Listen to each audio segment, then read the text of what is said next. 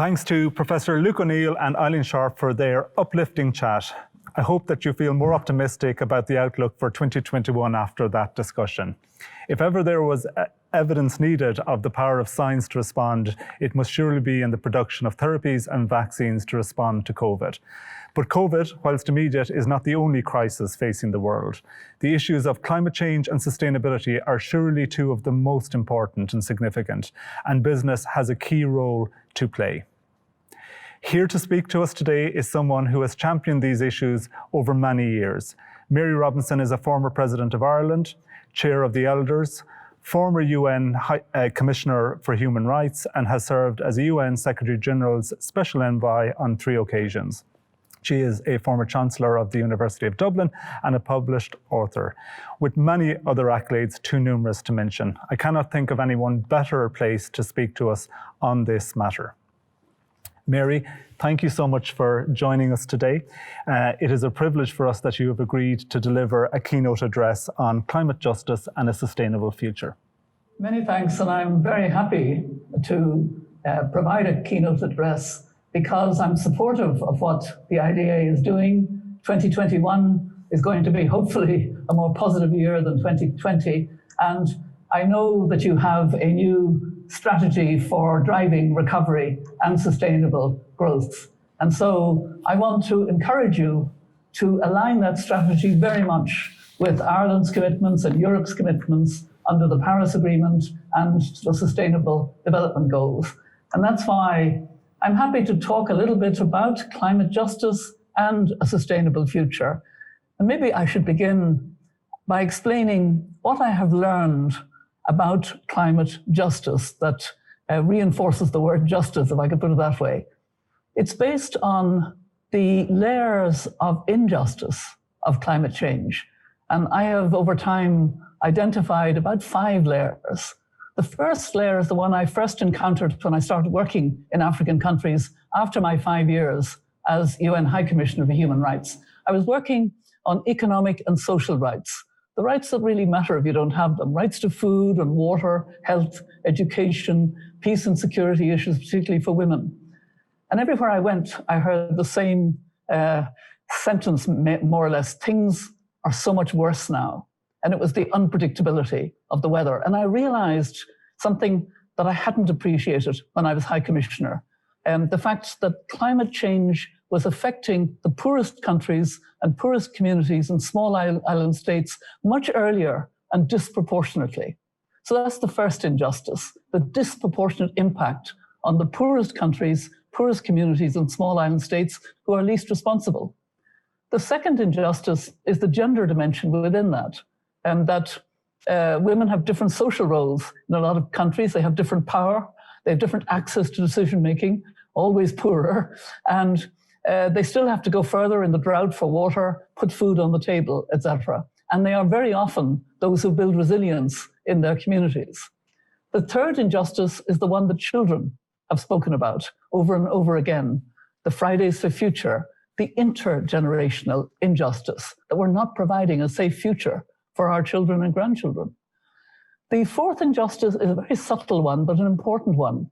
It's the injustice of the different pathways to development of developed and developing countries. Ireland and Europe and the United States and Japan and Korea, we built our economies on fossil fuel. And now our challenge is to wean ourselves off as quickly as possible. The developing countries before the Paris Agreement, and I remember this because I was the UN Special Envoy of the Secretary General before Paris, they committed in their intended nationally determined contributions, these terrible UN phrases, but they committed to go as green as possible. But they said we will need the investment, we will need the training, we will need the skills, we will need the transfer of technology. And frankly, we haven't shown enough of that solidarity. But many developing countries have found resources of coal and oil and gas. So what are they to do? They have to take their people out of poverty. But if they go the dirty route, they will be affected earlier and worse. But in fact, we will all suffer because it will use up the carbon budget. So we need to be very intelligent about how we plan for this future and how we support developing countries to go as green as possible, as quickly as possible. And the fifth injustice is the injustice to nature herself, the loss of biodiversity. You recall the report in May 2019 about a loss of biodiversity and extinction of potentially 1 million species. And over again, the reports of scientists are more acute about this. So we've just had a terrible year in 2020, more or less for most of the year, except for the first couple of months, of dealing with COVID-19, which has devastated economies, but also lives and health. And it has also taught us important lessons. And I just want to go through a few of those lessons briefly. COVID has been like a mirror. It has exacerbated all of the inequalities in our world. And it has shown the intersectionality of those inequalities.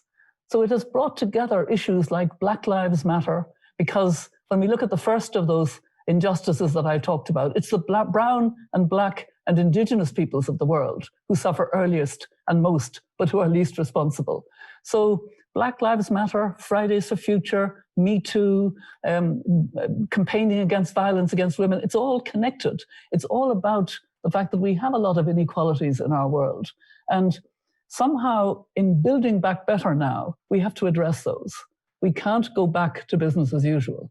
I'm well aware that the business of the IDA is to attract foreign direct investment to Ireland, and to expand that investment, if possible, in cloud computing, in international finance services, in life services, in medical technologies, and so on. You know that world much better than I do. But what I'm very keen on is that the IDA, in this new strategy driving recovery and sustainable growth, do it very, very conscious of our commitment to be part of the European Union's reducing by 55% the greenhouse gas emissions by 2030.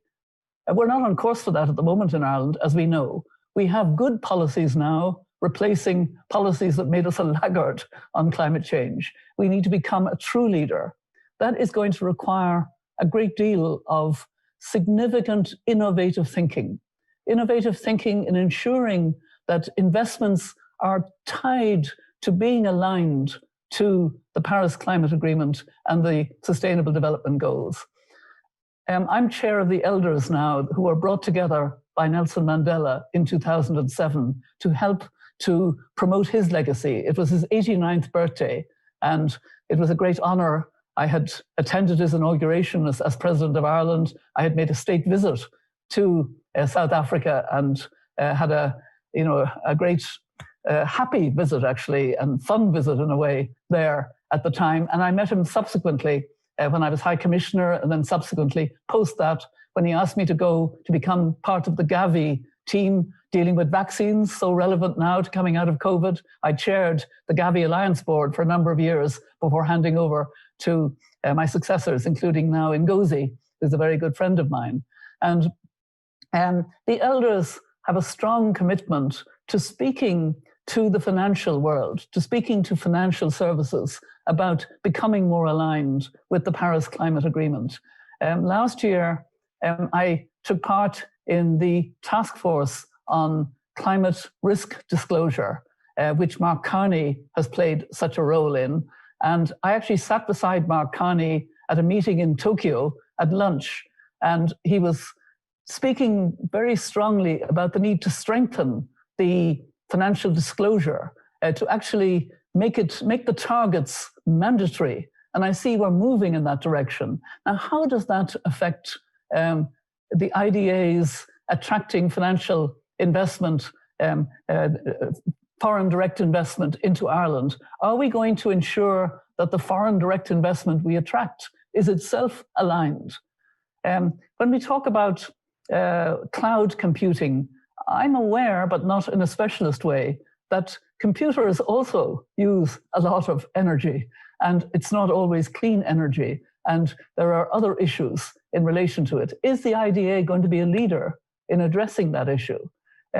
We want to increase financial services as a whole. Are we going to have real determination that the financial services that come into Ireland will be 100% aligned with what we have to do by 2030? You've heard Greta Thunberg speak quite recently about the fact that we're way off course of where we should be. And she complains, and there's some truth in it, she complains that countries are committing to long-term goals. It's good that they are. It's good that China at the UN General Assembly committed to be carbon neutral by 2060, because that's the first time they've actually made that commitment. It's good that after that, Japan committed to be carbon neutral by 2050. Korea committed.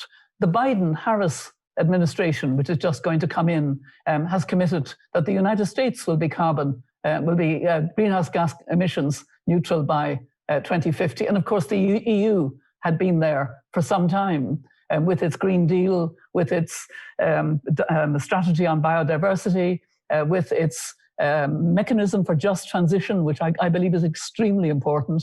I'll come back to that. And the idea of having even a climate pact to encourage social mobilization for climate issues. Again, something that's very climate justice that I'm strongly trying to promote as chair of the elders. We need to make sure that as a lead country in attracting foreign direct investment, we are sure that we are advancing all of these goals, and not the long term to 2050, but the 2030 goals. So how do we align all the foreign direct investment with our commitment to be reducing by at least 55% our carbon emissions by 2030? Where are we going to be in 2025? Where are we going to be in 2023? Where are we going to be with carbon budgets under our legislation? And how will the IDA align its policies in direct investment on that? I said I'd come back to the idea of just transition because it is very much part of climate justice. We have to remember, as I said, that our economies were based on fossil fuel. That's what helped us to grow and become part of the rich world, so-called, more prosperous. And therefore, as we wean ourselves off fossil fuel, we have to particularly bring the workers and communities with us. Now, in Ireland, that is the particular challenge of peat in the Midlands, the bogs. We know that power stations are closing down. People are becoming unemployed and they're worried. There are steps being taken. I hope that the IDA can attract direct investment into the Midlands in a way that quickly makes the communities there appreciate, yes, there are new jobs, there are green jobs, there are healthier jobs, there are forward-looking future jobs, and they apply also to the Midlands. Just as I'm glad at the European Union level, we now will have this just transition mechanism. We've already seen, actually, in agreeing the 7-year budget and the big stability recovery package, that there had to be special recognition of Poland's problems as more coal-based than some other countries. But it's not just coal, it's cars, it's right across the board change, transformational change. And somehow we're also going to have to change our habits. And I want to come back then to the kind of lessons that COVID has told us, apart from being a mirror to the inequalities and exacerbating them and showing that they are interconnected. What other lessons? The first one is that collective human behavior actually matters and can make a difference. It's the only thing that has protected us in recent months from the vaccine, from the virus, in the absence of a vaccine, which is now coming on stream. We'll have to have collective human behavior helping us to be thoughtful about how we consume, to consume less, in fact, but still enjoy ourselves, to be wary of products that are one-off plastic, because we have to reduce and get rid of the plastic in our world that is getting into the food chain, getting into the oceans, getting into the Arctic even. It's so, sort of widely spread now. So that's the first lesson, that collective human behavior matters. The second lesson is that government matters.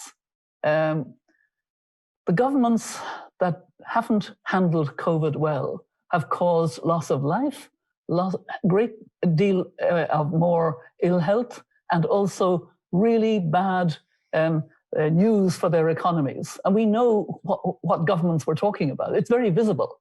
Meanwhile, the governments that have done better, and I'm glad to say a number of them are women-led governments, have taken the tough decisions, have listened to the science, and have brought their people with them. So government matters. The third lesson is that science matters. We see health experts side by side with government leaders giving guidance on whether to open an economy, whether to close it, whether to stage it. We're all familiar with this now. Science matters very much as we come out of COVID-19 and build back better. We have got to focus on listening to the climate scientists and not supporting fossil fuel for rapid recovery. Sadly, I'm afraid there is far too much of that. Far too many countries are trying to fire up their economy by doing the usual, meaning helping fossil fuel. No, we have to, if necessary, borrow further, because the money we borrow is our children's and our grandchildren's money. So let's borrow it for a better future. Let's borrow it carefully so that we align with them having that good future, that healthy future. And the fourth lesson is a subtle one again, but it's that compassion matters. We are seeing in every country, we're seeing it in Ireland, much more concern for those who are more affected by COVID, who are, who've lost their whole business, small businesses in particular, lost their homes maybe because they couldn't keep up the mortgage, etc. A lot of real generosity. We've seen it on the Late Late Show. We've seen it in so many different ways in Ireland. It's true all over the world. We have an empathy now because we're all out of our comfort zone. We're all thinking more about what really matters, and how fragile we are as a human race, and how we must think about relationships, etc. And so that has been good. And then the final thing is an interesting point, but when it really matters, money becomes available. And that's something that has to be thought about now as we come into 2021. The rich parts of the world have been able to sustain a lot of livelihoods, have been able to support a lot of businesses, even though they've been under close down, because they had the capacity to do it with borrowed money. What about developing countries? We have to realize that we need, I just mentioned this, we need special drawing rights of the International Monetary Fund. We can do that in tranches of 500 billion, without the US Congress needing to be involved. So the US can give a lead on this. And we need much more debt relief than the G20 has already agreed to, because otherwise developing countries won't have the fiscal space to plan for their recovery aligned to the Paris Agreement, and in particular for them, the Sustainable Development Goals, building their health systems, their education systems, preparing for their future for the majority world, which it is. So these are really important lessons that COVID has taught us in how we do that difficult thing, how we come out of an extraordinary year, which has left a big hole in budgets, and yet we need resources to make the transition that we need to make. So we need probably to borrow carefully a bit more to get to where we need to be in an aligned way with the Paris Climate Agreement and the Sustainable Development Goals. And that is absolutely vital, and we don't have time. So it's a big hill to climb. And I think the only way I can end is with words of the founder of the Elders, Nelson Mandela, because they are a succinct way of summing all this up. It always seems impossible until it is done. It always seems impossible until it is done. And for the sake of our future generations, we have to do it with more imagination, more innovation, more courage, more resolution. And the IDA has a key role to play in this. Thank you. Mary, thank you for those thoughtful and very insightful comments. You've outlined the challenge for IDA and indeed for FDI coming into Ireland extraordinarily well, and we hope that we can step up to that challenge. Just picking up on one aspect of what you've shared with us, when you see how the world has responded to COVID, and you mentioned how some governments have responded, how populations have responded, and specifically maybe how science has responded to the COVID pandemic in terms of developing new therapies, developing vaccines in really short timeframes. Does it make you more optimistic about how we can respond and what we possibly could do in terms of the climate challenge? I think in particular, the cooperation globally to discover new vaccines in the plural. And that's the very good thing, that there are several different vaccines coming on stream in an incredibly short period of time. I know you probably had a good discussion about that in the previous stage of the conference. But I have a science hat. I'm patron of the International Science Council, and I've actually been moderating an advisory council on science, on cooperation of science across many different areas, not just vaccines, but vaccines is the most visible. But that kind of innovative cooperation is exactly what we need. So I think we need to be conscious of the fact that we can somehow really, make sure that investment is moving dramatically to clean investment. I've just learned that the New York pension is no longer going to invest in fossil fuel. I think pensions globally have to move in that direction, and so do those who want to attract foreign direct investment. We really have to see a major shift, and we can learn and should learn from the example of cooperation in science, hopefully cooperation in research, and cooperation with developing countries. That for me is a key, that we share the technology, that we provide the 100 billion in finance that was promised a long time ago, 100 billion a year by 2020. It's not there yet. So we really have to make more effort. Mary Robinson, thank you for joining IDA today. We will now take a break. This is a land where innovation grows, a country rated as a strong innovator, where collaboration and partnership thrive, and people with a can-do approach ensure that new thinking flourishes in a business environment that nurtures and develops innovative industries. This is Ireland.